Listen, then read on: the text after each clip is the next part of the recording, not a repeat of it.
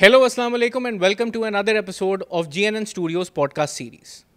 पाकिस्तान में सहाफ़त में ऐसी बहुत कम ख़वातीन हैं जो ख़बर पर तो नज़र रखती हैं मगर कभी भी सच कहने से घबराती नहीं।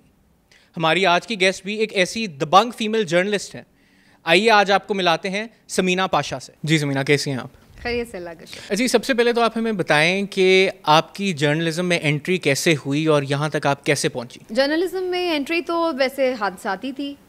शुरू में ज़रा मेडिकल का ज़्यादा शौक था तो डॉक्टर वगैरह बनना था ये वो, लेकिन वो फिर नहीं हुआ। तो उसके बाद फिर इवेंचुअली मैथ्स कॉम में मैंने मास्टर्स किया। वहाँ से फिर थोड़ा मुझे शौक हुआ कि नहीं, कुछ करना चाहिए इस फील्ड में, ये इंटरेस्टिंग भी है और मेरा पैशन भी बनता गया।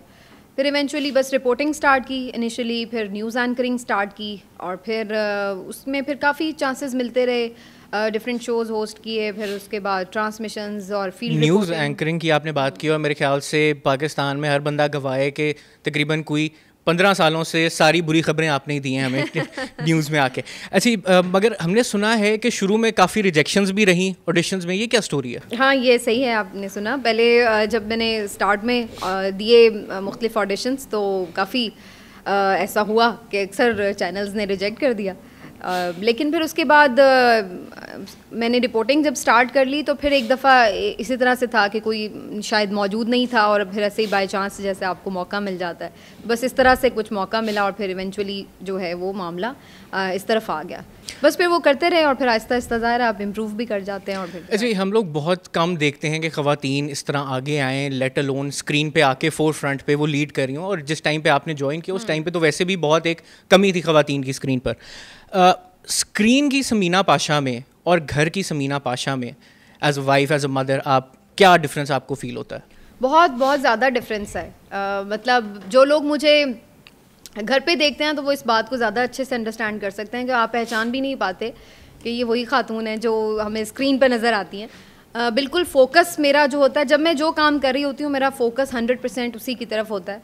और जब घर पे हूँ, अगर मदर हूँ, बच्चों को पढ़ा रही हूँ, बच्चों की लुक आफ्टर कर रही हूँ, जो भी मामलात हैं, तो फिर 100% पूरा आपका जो एक फ़ोकस है उसी में ही है। जब काम पे होती हूँ तो फिर थ्रू आउट आपका एक प्रोफेशनल एटीट्यूड होता है और उसी में ही सारा मामला होता है। और यूँ भी तबीयतन ज़रा सादा हूँ, उस तरह से बहुत ज़्यादा एक होता है कि आप ज़रा ग्लैमर और ये वो, तो वो इन चीज़ों की तरफ तबीयत शुरू से भी माइल नहीं थी, तो इसलिए भी एक उस वजह से भी एक बहुत डिफरेंस लगता है। तो है, बहुत फ़र्क है। प्रोफेशनल बिहेवियर की आपने बात की, what do you think makes you a good journalist? देखिए, पहले तो आपकी एक जर्नलिस्टिक सेंस होती है, आपका एक नेचुरल एप्टीट्यूड होता है। किसी भी फील्ड में जब आप कामयाब होते हैं तो उसमें आपका एक नेचुरल एप्टीट्यूड होता है, इंटरेस्ट होता है। फिर उसके साथ आपकी बहुत सारी चीज़ें होती हैं जिसमें आपका हार्ड वर्क ऑफ कोर्स शामिल रहता है। और फिर आपका, जैसे कि अब हमारे मुल्क में तो खैर हालात भी इस तरह के हैं कि आपकी एक सेंसिटिविटी बहुत बढ़ जाती है चीज़ों को लेकर के। तो ये मेरा ख्याल है एक कॉम्बिनेशन है, it's a combination of all. ये सारे फैक्टर्स इसमें इंपॉर्टेंट हैं। एक नेचुरली भी आपका एक एप्टीट्यूड है, फिर उसमें आप हार्ड वर्क, फिर जिस तरह का माहौल है, आप जाहिर है अपने आप को उससे आइसोलेट नहीं कर सकते। तो वो आप ऑटोमेटिकली जब आप उसमें इतना इन्वॉल्व हो जाते हैं, इतना इंडल्ज हो जाते हैं, तो फिर वो चीज़ आपके लिए आपका पैशन में बन जाती है। और फिर वो जाहिर है जब आपका कोई चीज़ पैशन बनती है तो वो आपको एक अच्छा प्रोफेशनल जर्नलिस्ट भी बनाती है। अच्छा, आपने बात की कि, और मतलब आपकी बातों से अंदाज़ा हो रहा है कि it is not easy being a journalist इन पाकिस्तान, क्योंकि बहुत सी चीज़ें देखनी पड़ती हैं, बहुत सी चीज़ों का ख्याल रखना पड़ता है। तो बट हमने काफ़ी ऐसे जर्नलिस्ट को भी देखा है जो अपनी प्रोफेशनल लाइफ में एक्सेल करने के बजाय कुछ पॉलिटिशियंस से फेवर्स लेके आगे आए, पॉलिटिशियंस की कोई लाइन टो करके आगे। इसके बारे में आप क्या कहेंगी? बायस जर्नलिस्ट के बारे में आपका क्या ख्याल है? देखिए, अब बायसनेस की दो वजूहात होती हैं। एक तो होता है कि आप किसी की आइडियोलॉजी से अगर मुतासर हैं और आप किसी को सपोर्ट कर रहे हैं, वो एक अलग चीज़ है। एक चीज़ ये होती है कि आप को पता है कि यार ये बंदा करप्ट है, ये ख़राब है, ये गलत है और ये इसका कोई आइडियोलॉजी नहीं है, लेकिन चूंकि वो आपको फेवर कर रहा है तो आप अपने पर्सनल गेन्स के लिए उसको सपोर्ट कर रहे हैं। तो मैं इन दोनों को ही गलत समझती हूँ कि आप ये बात करें कि आप सिर्फ एक तो है कि चीज़ की आइडियोलॉजी आप उसकी कर रहे हैं, तो वो फिर भी आप ये एक्सेप्टेबल है कि जब वो गलत हो तो फिर आप उसको गलत भी कह सकें। ऐसा नहीं है कि आपने कोई बिल्कुल ब्लाइंड किसी को। तो कभी ऐसा नहीं हुआ कि आपको कोई ऑफर आई हो लिफाफे की, प्लॉट की, गाड़ी की, घर की? नहीं, ऑफ़र तो खैर नहीं आई और अल्लाह का शुक्र है कि नहीं आई लेकिन अगर आ भी जाती तो कोई फ़र्क नहीं पड़ता। अगेन वही बात है कि जब आपकी अपनी लाइंस बड़ी क्लियर होती हैं, आपके अपने प्रिंसिपल्स काफ़ी क्लियर हों, तो मेरा नहीं ख्याल है कि कोई आपको इस तरह की चीज़ें माइल करती हैं। यह आपके अपनी अंदर की वीकनेस है और जब आप उसको किसी के हाथ में देते हैं तो वो फिर आपको एक्सप्लॉइट भी करते हैं। अच्छा, सोशल मीडिया पे despite your very straight answer to my questions, social media पे काफ़ी लोग आपको एक्यूज़ करते हैं कि आपके कुछ पॉलिटिकल फेवरेट्स हैं। इस बारे में आप क्या कहेंगी? मैं अगेन अभी आपसे पहले यही बात मैं करने वाली थी कि जो मैं अभी ये बात कर रही थी कि आइडियोलॉजी को आप फेवर करते हैं उस तरह। बेसिकली ये चीज़ ये नहीं है कि आप किसी भी एक पॉलिटिकल पार्टी या किसी एक शख्स के लिए बिल्कुल एक ब्लाइंड फॉलोइंग बन जाए। अगर आप ऐसा करें तो फिर तो आप वाकई उसके सिर्फ फॉलोअर हैं, सपोर्टर हैं या कोई वोटर हैं। मैं समझती हूँ कि एक जर्नलिस्ट को तो अपनी आंख से उसको परखना है। फाइन लाइन आ जाती है ना जर्नलिज्म और एक्टिविज्म। अब आप ये आप सही कह रहे हैं कि ये तनकीद हो सकती है बिल्कुल करंटली कि जी आप इस जमात को फेवर कर रहे हैं या इस पॉलिटिशियन को, और होनी भी चाहिए, ये बिल्कुल तनकीद बनती है, होनी चाहिए। लेकिन मेरा इसमें सिर्फ इतना सा एक आंसर है कि जहाँ जिस वक्त मुझे जो सही लग रहा है मैं उसको सही बोल रही हूँ।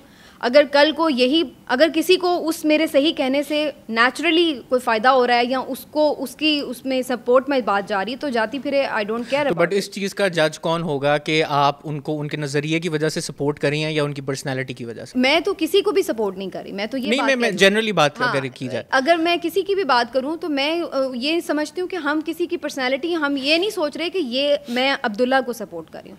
मुझे ये लग रहा है कि जो अब्दुल्ला बात कह रहा है वो ठीक है तो अब्दुल्ला तो मैं कहूँगी कि ये बात ठीक है। अब वो अगर अब्दुल्ला की सपोर्ट में है तो ठीक है। Makes sense. अगर अब्दुल्ला बात कर रहे हैं लेकिन बात गलत कर रहे हैं तो मैं ये नहीं कहूँगी कि अब्दुल्ला ही गलत है, मैं कहूँगी बात गलत है। अगर वो अब्दुल्ला की बात है तो आई डोंट केयर। तो इसी तरह अगर इस वक्त जिस तरह का एक माहौल है उसमें एक स्पेसिफिक किसी पार्टी को उसमें वो मिलता है, उसका एज मिलता है या उसको लगता है कि ये उनके ज़्यादा करीब तर राय है, तो आई डोंट केयर अगर उनको उससे फ़ायदा मिलता है या उनकी सपोर्ट में ये बात जा रही है। अगर कल को यही लोग गलत होंगे तो हम यही बातें कर रहे होंगे कि भाई ये गलत बात कर रहे हैं, तो फिर हम बेशक वो उनके खिलाफ भी जारी हो। तो ये ऐसा नहीं है कि आप कोई सियासी वाबस्तगी ऐसी ऑप्ट कर लें कि आप कोई ब्लाइंड उसके फॉलोअर बन गए हैं। ये जर्नलिज्म बेसिकली ये है कि आप उसको अपनी आंख से देखते हैं कि आपको क्या ठीक लग रहा है, क्या गलत लग रहा है। क्योंकि अब हम सिर्फ वो नहीं रहे कि जहां हम ये कहें कि जी ये चीज़ हुई, हमने रिपोर्ट कर दी, दैट्स इट। दूसरा जो मैंने बात की कि ओपिनिएटेड जर्नलिज्म है, तो इसका मतलब ये है कि इसकी अपनी तहकीक की बुनियाद पर मैं जब कोई ओपिनियन दूंगी कि मेरे ख्याल में अब्दुल्ला का यह कसूर है कि अब्दुल्ला ने इसको ख़राब किया है, तो फिर ये मेरी एक ओपिनियन है। लेकिन ये मेरी एक काम की वजह से ओपिनियन है, अब्दुल्ला से कोई मेरी ज़ाती मुखासमत की वजह से ओपिनियन नहीं होगी। तो यही है बेसिकली जर्नलिज्म कि अगर मैं अपनी आंख से, अपनी इन्वेस्टिगेशन, अपनी रिसर्च से या अपनी कॉमन सेंस से कुछ चीज़ें जज कर रही हूँ, उसके ऊपर अगर मैं कोई ओपिनियन दे रही हूँ, अगर वो किसी की सपोर्ट में जाती हैं तो जाए भले, अगर किसी के अगेंस्ट हैं तो जाए भले। ऐसे आपके बारे में ये भी परसेप्शन है that you are very outspoken, you call a spade, आपने नहीं देखना कौन बैठा है कौन नहीं बैठा, आपने सुना देनी है, आपने बात भी कर देनी है। तो कभी इस वजह से चैलेंजेस फेस करने पड़े? कभी कोई ऐसी सिचुएशन हुई हो आपने सोचा बस अब छोड़ देना है ये काम? छोड़ देना है इस वजह से तो नहीं कि किसी के डर खौफ की वजह से ये सोच रहा हूँ कि छोड़ देना है।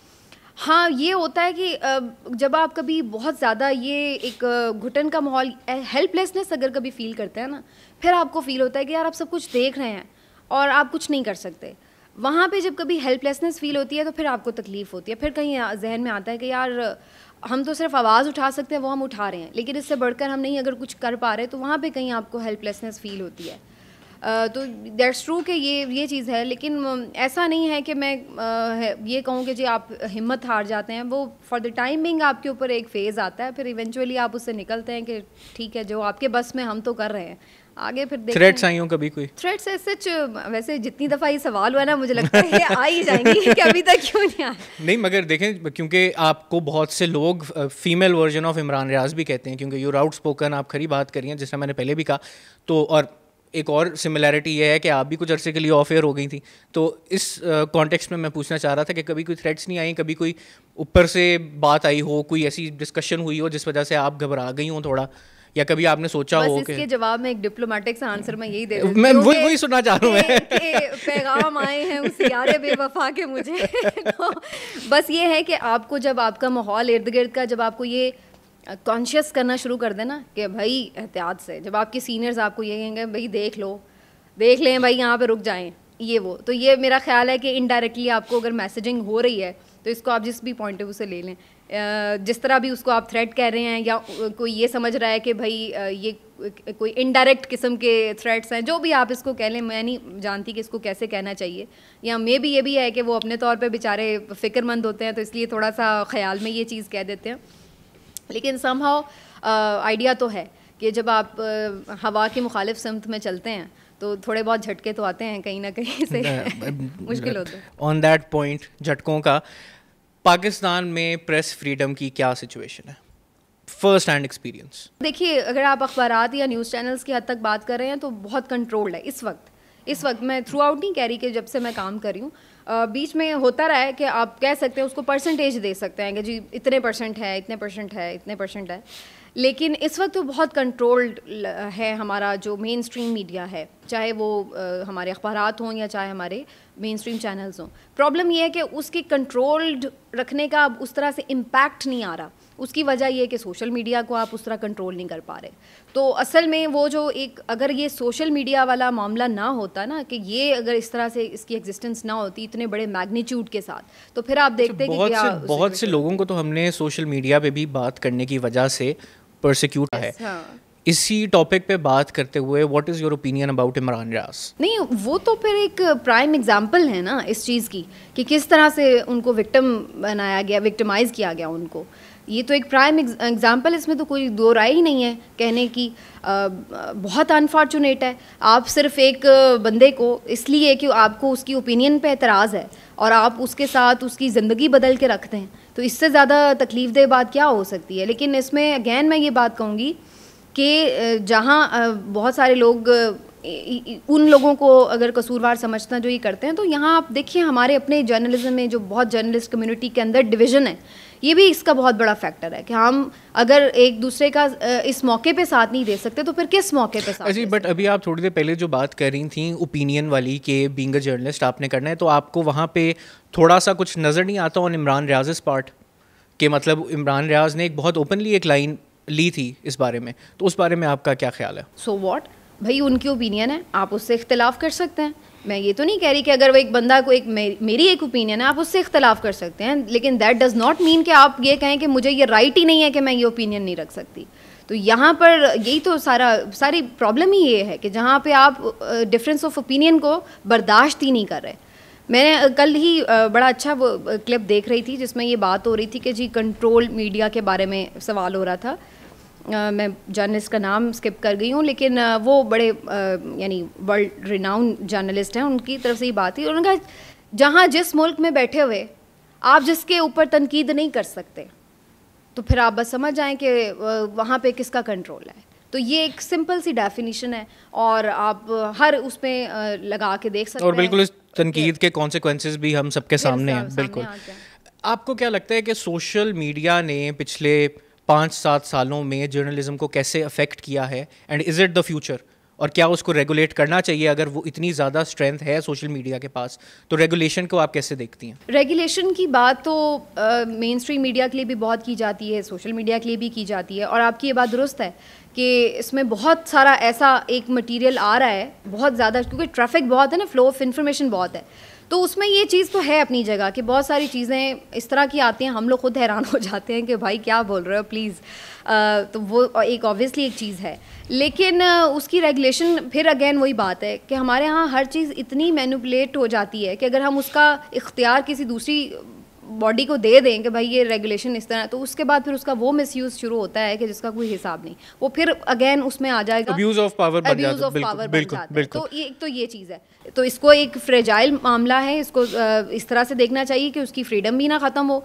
दूसरी चीज़ जो मैं इसमें कहूँगी वो ये कि हर चीज़ का ना एक पीक आती है और उसके बाद फिर क्या होता है कि वो खुद जो हालात की छलनी से छन छन के ना जो एक स्टैंडर्ड की चीज़ होती है वो एक जगह पे होती है, और जो वेस्ट होता है ना वो एक जगह पे हो जाता है। और वो जो ऑडियंस है ना वो खुद इस बात का सबसे अच्छा फैसला कर लेते हैं कि ये जो है इस चीज़ को हमने रिजेक्ट करना है, और ये बात जो है ये सेंसिबल बात है, ये हम हैं। आप देख लें शुरू में पता नहीं क्या क्या बिक रहा था सोशल मीडिया पर, क्या क्या चीज़ों के आ रहे थे, लेकिन अल्टीमेटली अब वो एक आपको नज़र आएगा कि बिल्कुल आप बेतुकी और बिल्कुल बेपरखी उड़ा रहे हैं, तो लोग उस चीज़ को आहिस्ता आहिस्ता से रिजेक्ट करते चले जा रहे हैं। तो ये अल्टीमेटली जो आप वो बात करें ना कि जो एक चेक हो जाएगा या उस तरह, तो वो लोग जो है वो खुद भी एक चेक रखना, कंज्यूमर जो है वो बेस्ट जज है इस बारे में, फैसला कर लेते हैं। अच्छा, आपके नज़दीक प्रोपेगेंडा कितना बड़ा मसला है? मेन स्ट्रीम पे भी, सोशल मीडिया का तो आपने बता ही दिया, मगर मेन स्ट्रीम में और अखबारों में आपको लगता है कि propaganda still exist?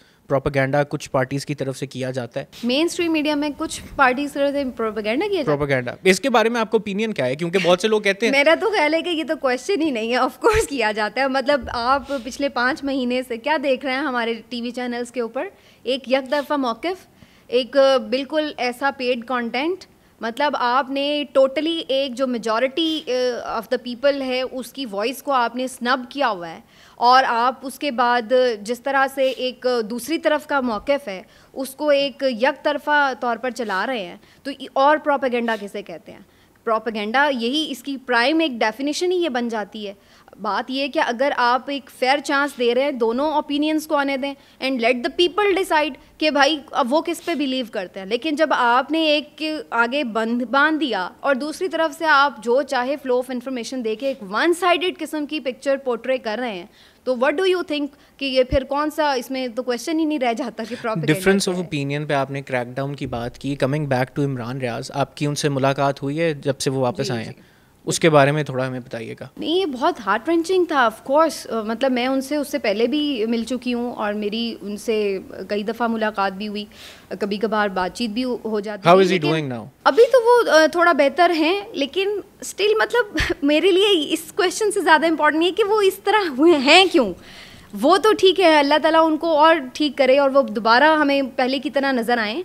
But the thing is कि वो यहाँ पर हैं क्यों, ये सबसे ज़्यादा इम्पॉर्टेंट बात है इस वक्त। जो आपने बात की कि मतलब वो क्या उनसे फील करके मुझे, यानी उनसे बात करके या उनको देख के, तो वही बात है कि आपके लिए तकलीफ़ दे होता है कि आप एक हंसते मुस्कुराते बात करते एक ज़िंदगी से भरपूर शख्स को देखें, और उसके बाद जो उसकी सबसे बड़ी पावर है या जो उसका सबसे बड़ा हथियार है वो आपसे छीन लिया जाए। तो फिर अल्टीमेटली आप उसको उस एक हेल्पलेस सी सिचुएशन में देखेंगे तो आप क्या फ़ील करेंगे। और स्पेशली जब आपको इस बात को का आइडिया हो कि उसका वो कसूर नहीं था जिसके लिए उसको इस कदर आपने सज़ा दी है, तो फिर ऑब्वियसली आपके लिए अंदर एक तकलीफ़ होती है, सिस्टम के लिए आपके अंदर एक नफ़रत पैदा होती है कि यार ये हम कहाँ रह रहे हैं, ये कौन सा सिस्टम है, ये क्या जंगल का कानून है कि आपने एक बंदे को, एक उसके माँ बाप को आपने तकलीफ़ दी है 5 महीने से, उसके बच्चे उसकी शक्ल देखने को तरस गए, उनको नहीं पता वो जिंदा है या नहीं है। one of many examples. Exactly. और फिर उसके बाद आप उसको जब वापस भी भेज रहे हैं तो वो पहचान में नहीं आ रहा। मतलब 40 साल के अच्छे खासे नौजवान और ज़िंदगी से भरपूर सेहतमंद शख्स को आपने 60-70 साल का एक बाबा बनाकर उनके घर में वापस भिजवा दिया। क्यों? क्योंकि आप एक मैसेज देना चाह रहे हैं कि यार ये आप एक एग्ज़ाम्पल बनाना चाह रहे हैं कि अगर आप नहीं बाज आ रहे हैं या बिल्कुल हवा के मुखालिफ सम चलने से नहीं रुक रहे हैं तो आप फिर ऐसे हो सकते हैं। तो ये आप एग्जाम्पल देना चाह रहे हैं। तो व्हाट्स दिस, इसके ऊपर आप क्या बात करेंगे? ऑफ कोर्स ये एक बहुत दिल गिरफ्तार होने वाली बात है, लेकिन एक चीज़ मैं ये बता दूं कि जहाँ मुझे उनको देख के वो हुआ, मैंने उस बंदे की आंखों में जो चमक देखी, जो मैंने उसके चेहरे की मुस्कुराहट देखी, जो मैंने उसका एक एक्सप्रेशन देखे, पैशन, ऐसा नहीं है कि वो इस सारे ट्रॉमा के बाद वो कुछ दुबक के यूँ अंदर बैठा हुआ है कि किसी को फेस नहीं कर सकता और वो बस बिल्कुल सब कुछ छोड़ छाड़ के उस तरह हो गया है। वो उसके अंदर एक लाइफ है और वो कम बैक करेगा। अच्छा, अगर ये क्रैकडाउन चलता रहा तो आए दिन आपको ये ओपिनियन सुनने को मिलता है कि जी पीटीआई माइनस हो जाएगी पाकिस्तानी पॉलिटिक्स से। आप पाकिस्तान को कैसा देखती हैं विदाउट पीटीआई? पाकिस्तानी पॉलिटिक्स को आप कैसे डिफाइन करेंगी? फिर तो ये आप देखिए, इस पे क्या आप कह सकते हैं, ये तो फिर बिल्कुल इस तरह ही है कि आप कह रहे हैं कि आप कोई ऐसी हांडी बनाने बैठ गए हैं कि आपके पास बर्तन है, आग है, लेकिन जो हांडी का मटेरियल है वही नहीं है आपके पास, तो फिर आप क्या पकाएंगे? मतलब आपको अच्छा लगे या बुरा लगे, बट द रियलिटी इज़ कि आपका जो मेजर पोर्शन है पब्लिक का 70% तकरीबन तमाम सर्वेज के मुताबिक वो वहाँ खड़ा है। तो अगर आप पीटीआई को आउट कर रहे हैं तो मतलब आप 70% मेजॉरिटी को आउट कर रहे हैं, और बाकी भी जो 30% हैं कोई ऐसा नहीं है कि सारे दूसरी तरफ ही खड़े हुए एग्जैक्टली। उसमें से बहुत सारे हैं जो कि इनडिसाइसिव हैं और कुछ हैं जो शायद बाकी किसी तरफ हों। अच्छा, एक चीज़ हम लोगों ने अभी नोटिस की है रिसेंट दिनों में कि जितना पीटीआई का एयर टाइम था चैनल्स पर, वो इस वक्त चला गया है मियाँ साहब की वापसी पे कि नवाज शरीफ साहब वापस आ रहे हैं। आपको क्या लगता है मियाँ साहब की वापसी का क्या इम्पैक्ट होगा इसी एक वैक्यूम जो बनाया जा रहा है इसमें? पहली बात तो ये कि पीटीआई का जो एयर टाइम है वो अब उस तरफ नहीं गया है। पीटीआई का एयर टाइम तो पिछले 5 महीने से ख़त्म कर दिया गया है, उसके बाद उसमें कुछ और ही होता रहा है। वापसी तो मियाँ साहब की अब कहीं जाके डिसाइड हुई कि फाइनली हो रही है। दूसरी बात ये आप सही कह रहे हैं कि मियाँ साहब की वापसी की तरफ ऐसा उसको पोर्ट्रे किया जा रहा है पूरा रियासती ज़ोर लगा करके, जैसे ना जाने वो कौन सा कश्मीर फतह करके तशरीफ़ ला रहे हैं। लेकिन द थिंग इज़ कि ये बहुत ना आर्टिफिशियल लग रहा है सब।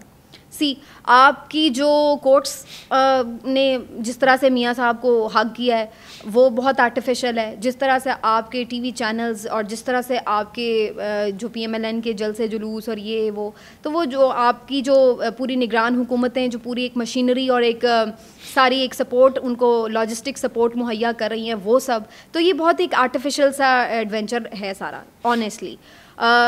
मेरे ख़्याल में अगर मियाँ साहब आते और आकर वो जेल जाते, जेल जाकर वो एक ड्यू प्रोसेस के तहत कोई उन्हें रिलीफ मिलता तो उनको पॉलिटिकली फ़ायदा होता। मेरे ख्याल से उन्होंने एक अपॉर्चुनिटी मिस की है बिल्कुल। कि अब वो जितना इस स्ट्रॉन्ग तासुर के साथ आ रहे हैं ना कि यस आके सब बदल देना है और मैंने जनाब सबको राजी करके तो मैं हुन जनाब फटे चुक दांगा। तो ये वो जो वो इस तासुर के साथ आ रहे हैं वो उनके काउंटर प्रोडक्टिव हुआ उनके लिए, क्योंकि वो लोगों की नफरत बड़ी है। He didn't face it. क्योंकि लोग ये सोच रहे हैं कि यार ये बंदा डील करके आ रहा है, मतलब ठीक है आप करके आ रहे हैं लेकिन आप उसको इतना एक्सपोज तो ना करें। आपने जिस तरीके से उसको पोर्ट्रे किया है ना, जो स्क्रिप्ट था जिस तरह से उसको यानी फिल्माया गया ना, उस चीज़ ने उल्टा काउंटर प्रोडक्टिव पार्ट। चलिए थोड़ा ध्यान रखते हैं, हमारा भी पॉडकास्ट जो है वो ऑफ एयर ना हो जाए। Coming back to our conversation, हम लोग आज से ये हमारा बल्कि पहला एपिसोड होगा, इसके अंदर हम एक नया सेगमेंट इंट्रोड्यूस करा रहे हैं। इसका नाम है सलाह मशवरा। क्योंकि आपको पता है पाकिस्तान में और कुछ सस्ता मिले ना मिले, मशवरा आपको देने वाले बहुत होते हैं और मुफ्त का। तो मैं आपके लिए कुछ नाम लूँगा और मैं सिर्फ नाम लूंगा, आपने उनको एटलीस्ट एक मशवरा जरूर देना है। वैसे तो मैं मुफ्त मशवरा देती नहीं नहीं चले कोई नहीं, आज आपने चूंकि सेगमेंट स्टार्ट किया तो कर लेते। चलें, सबसे पहला नाम है आसिफ जरदारी साहब। जरदारी साहब का मशवरा ये है कि मेरा ख्याल है वो थोड़ा सा रेस्ट कर लें। काफ़ी अब वो ओल्ड भी हो गए हैं, बीमार भी हैं, तो बेहतर है कि ही शुड टेक रेस्ट मेरा ख्याल है। ठीक है, नवाज शरीफ साहब। नवाज शरीफ साहब को मेरा मशवरा ये जो मैंने अभी पहले बात की कि इनको चाहिए था कि थोड़ा सा जेल जाएं, कैश कराते अपनी कन्विक्शन को, थोड़ा सा अपनी मजलूमियत वाला वो करते और उसके बाद सामने आते, वो ज़्यादा पॉलिटिकली फ़ायदेमंद होता। अच्छा, ये बाबर आजम। मेरा ख्याल है कैप्टेंसी क्विट करके अगर सिर्फ वो रहें तो वो ज़्यादा बेहतर है। मुझे लगता है कि बहुत लोग नाराज हो जाएंगे, दैट्स ट्रू। लेकिन और अच्छा अफसोस की बात पता है क्या, ये मैं कह तो रही हूँ लेकिन मेरे पास कोई दूसरा नाम भी जहन में नहीं आ रहा कि अगर वो नहीं होंगे तो फिर कौन होगा। तो ये भी एक आप सही कह रहे हैं, दैट्स ट्रू कि उनकी जगह कोई समझ में भी नहीं आता कि कौन किसमें इतनी वो है। चलें जी, शेख लेकिन मुझे लगता है कि समहाउ कैप्टेंसी की वजह से उनकी परफॉर्मेंस भी कहीं ना कहीं इफेक्ट हुई है। शेख रशीद साहब के लिए मशवरा। शेख साहब आप प्लीज़ आप मजीद पेशेंट गोया ना किया करें क्योंकि आपकी सही नहीं साबित होती। अच्छा, इमरान खान साहब के लिए मशवरा। खान साहब के लिए बंदा क्या मशवरा दे, खान साहब वो सुन नहीं सकेंगे आजकल। आजकल तो वो सुन नहीं पाएंगे।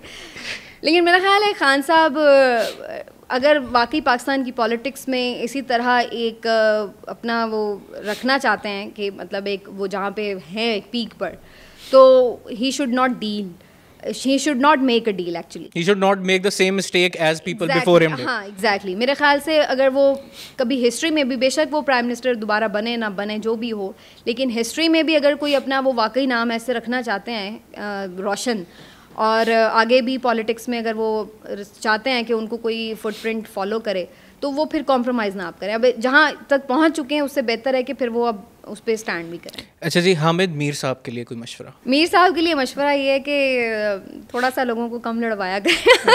नहीं, लड़वाने की आप बात कर रही हैं तो फिर एक मशवरा इरशाद भट्टी साहब के लिए भी हो जाए। भट्टी साहब को मैं कहूँगी कि थोड़ा सा ना आप बात को इख्तिसार से किया करें। वो बात को इतना प्रोलॉन्ग कर देते हैं कि जो उसका क्रिस्प है ना, हालांकि वो बहुत मजे की इंटरेस्ट लूज कर देते हैं लोग, वहाँ पे ना वो लूज कर जाता है। इमरान रियाज साहब? इमरान भाई को मशवरा है कि फ़िलहाल तो भाई आप बिल्कुल अपने फैमिली, अपनी सेहत, अपनी इन तमाम चीज़ों को फोकस करें और बिल्कुल जिस तरह कहते हैं ना 100% होके फिर कम बैक करें। बिलावल भुट्टो? बस वो एक तरफ खड़े हो जाएं, मेरा ख्याल है। मतलब वो एक चीज़ डिसाइड कर लें कि वो विकेट के किस तरफ है, दोनों तरफ ना खेला करें। इमरान याकूब साहब? बस इमरान साहब के लिए मशवरा ये है कि घबराया ना करें। ऐसे ही last but not the least, Maryam Nawaz? ज़्यादा पढ़ा लिखा करें। जी, टू रैप इट अप, अब मेरे ख्याल से एक हम क्विक रैपिड फायर कर लेते हैं। सबसे पहले मैं यहाँ पे सवाल बोलूँगा, आपने बगैर सोचे जो आपके दिमाग में, दिल में पहली चीज़ आए आपने वो बोल देनी है। सबसे पहले जी, चाय या कॉफ़ी? चाय। बिरयानी या पुलाव? पुलाव। सुबह का अखबार या Twitter feed? Definitely Twitter feed. Favourite TV anchor? Kashif Abbasi. एक जर्नलिस्ट जो आपको बिल्कुल नहीं पसंद? मुबशिर लुकमान। मरियम नवाज या बिलावल भुट्टो? एक ऑप्शन लेना जरूरी है। That itself is a very good answer. Favorite book? सबसे तो वैसे बेस्ट विजडम तो कुरान से मिलती है ऑफ कोर्स, लेकिन मैं वैसे जाविया पढ़ती हूँ अक्सर जब मुझे कभी मौका मिलता है। Favourite movie? फेवरेट मूवीज़ की शौकीन नहीं हूँ ज़्यादा। मुझे लगता है कि मुझे इस चीज़ का जवाब पता है, मगर नवाज शरीफ या शहबाज शरीफ? दोनों। अगला पीएम कौन होगा? मेरा ख्याल है वही होगा जिसके जो पीएम। नहीं, ये डिप्लोमेटिक आंसर नहीं, नाम एक आपने देना है। अगला पीएम कौन होगा? मुझे लग रहा है कि जो नाम है सामने उनमें से कोई भी नहीं है somehow or the other। चलें, one word for Imran Khan. Imran Khan, the fighter. World cup कौन जीतेगा? वर्ल्ड कप तो मैं इतना वैसे इस दफा फॉलो नहीं कर रही, मेरा ख्याल है कि रैपिड फायर जिससे something. Okay, India. Okay, that चले। Thank you so much for your time आज समीना, हम लोगों को बहुत अच्छा लगा आपसे बात करके, एंड आई एम श्योर कि हमारे व्यूअर्स ने भी इंजॉय किया होगा, एंड वी होप कि इसको हम मज़ीद बेहतर बनाएं और कभी आपको फिर से इनवाइट करें ताकि आपसे और मज़े की बातें। बड़ी ज़बरदस्त आप लोगों की एफर्ट है, I wish you good luck, और बड़ा मैंने खुद इंजॉय किया और फिर डेफिनेटली हमने जी आपको चाय भी गरम सर्व किया। चलें जी, thank you so much for your time. जी व्यूअर्स, हमें उम्मीद है आपको आज का हमारा ये पॉडकास्ट पसंद आया होगा। अगर आप ऐसी मज़ीद वीडियोस देखना चाहते हैं तो इसके ऊपर कमेंट कीजिए, हमें बताइए कि नेक्स्ट गेस्ट किसको बुलाएं, उनसे क्या सवालात पूछें। इस वीडियो को शेयर कीजिए और GNN को सब्सक्राइब कीजिए। अल्लाह हाफ़िज़।